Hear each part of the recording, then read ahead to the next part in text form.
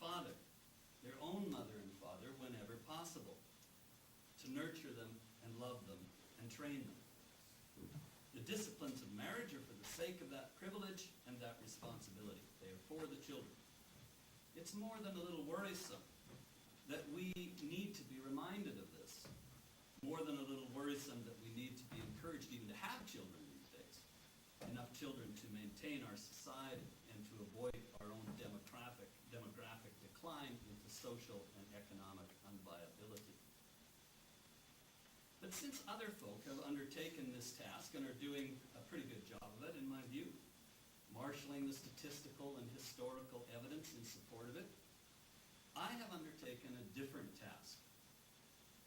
Nation of Bastards is not about children born out of wedlock or about the economic, physical, psychological, and moral deprivations children undergo when they are not served by marriage as they are meant to be served.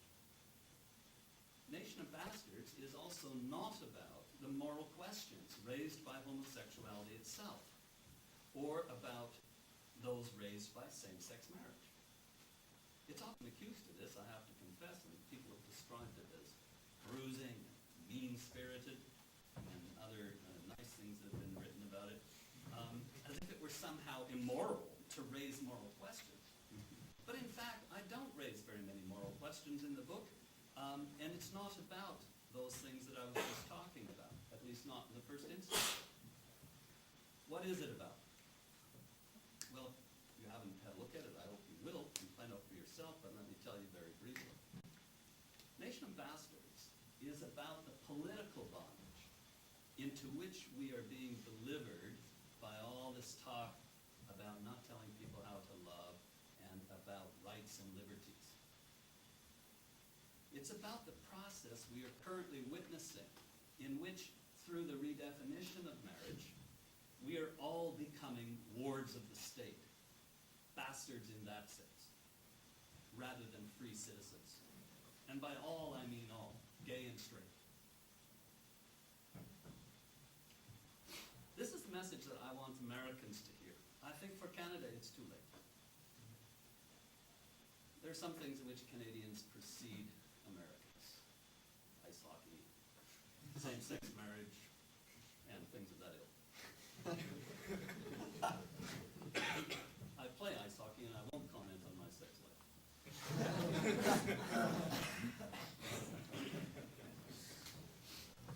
But Americans need to hear and understand what is at issue here. Same-sex marriage fundamentally changes the relationship of the citizen to the state. Same-sex marriage fundamentally changes the relationship of the citizen to the state. Let me explain.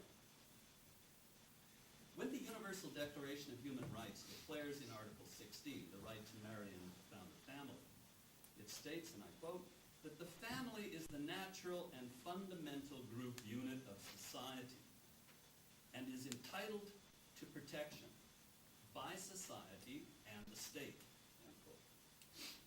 Now it's worth noting, just in passing here, that the word natural occurs in the UDHR, in the Universal Declaration, only in connection with the family. There's a bit of a history to that which we might talk about in the discussion.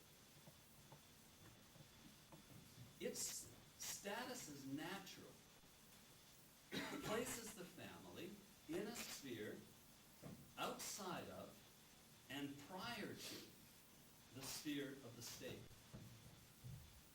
That's the point. The state has an obligation to protect the family, but the family is not at the disposal of the state. This view, which is the view of the Universal Declaration, is in keeping with the view of the Catholic Church, which of course articulates the point in a theological manner and adds to it a theological warrant. Consider Leo XIII's remarks, for example, in Rerum Novarum. And I want to quote you at some length from this because it will help me explain what I'm on about here. I'm reading from section 12, 13, and 14.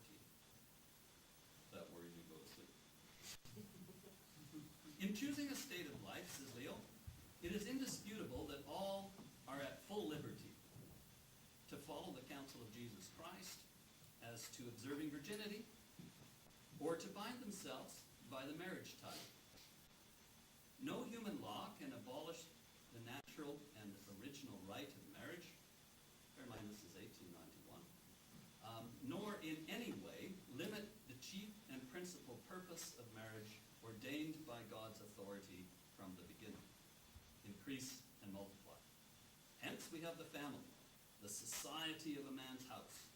A society very small, one must admit, but nonetheless a true society and one older than any state.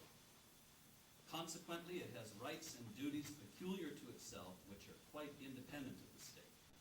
A family, no less than the state, is a true society governed by an authority peculiar to itself, that is to say, by the authority of the father. Provided, therefore, the limits which are prescribed by the very purposes for which it exists be not transgressed, the family has at least equal rights with the state in the choice and pursuit of the things needful to its preservation and its just liberty. We say, at least equal rights, for inasmuch as the domestic household is antecedent, as well in idea as in fact, to the gathering of men into a community, the family must necessarily have rights and duties which are prior to those of the community and founded more immediately in nature. If the citizens, if the families on entering into association and fellowship were to experience hindrance in a commonwealth instead of help, and were to find their rights attacked instead of being upheld, society would rightly be an object of detestation rather than of desire. One more paragraph, if you'll permit. The contention, then, that the civil government should at its option intrude into and exercise intimate control over the family and the household is a great and pernicious error. True, if a family finds itself in exceeding distress, utterly deprived of the counsel of friends, and without any prospect of extricating itself, it is right that extreme necessity be met by public aid, since each family is a part of the commonwealth. In like manner, if within the precincts of the household there occur grave disturbance of mutual rights, public authority should intervene to force each party to yield to the other its proper due. For this is not to deprive citizens of their rights, but justly and properly to safeguard and strengthen them. But the rulers of the commonwealth must go no further. Here, nature bids them stop. Paternal authority can be neither abolished nor absorbed by the state, for it has the same source as human life itself. The child belongs to the father, and is, as it were, the continuation of the father's personality.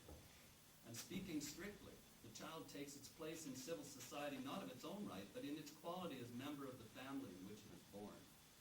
And for the very reason that the child belongs to the father, it is, as St. Thomas Aquinas says, before it attains the use of free will, under the power and the charge of its parents.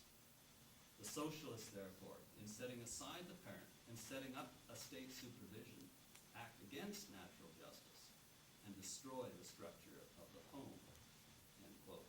Now look, that's the end of the 19th century. There's a lot of stuff there that if it were being written today, even by the Pope, would probably be expressed a little bit differently. But the basic idea is committed to by the Universal Declaration of Human Rights in Article 16. Even though the Universal Declaration of Human Rights disallows anywhere the use of the word God, it does allow the word nature in this one case to do with the family, in order to make precisely the point that the society of the family precedes civil society and, of course, the state that is the instrument of civil society. With our same-sex marriage laws, I am arguing, we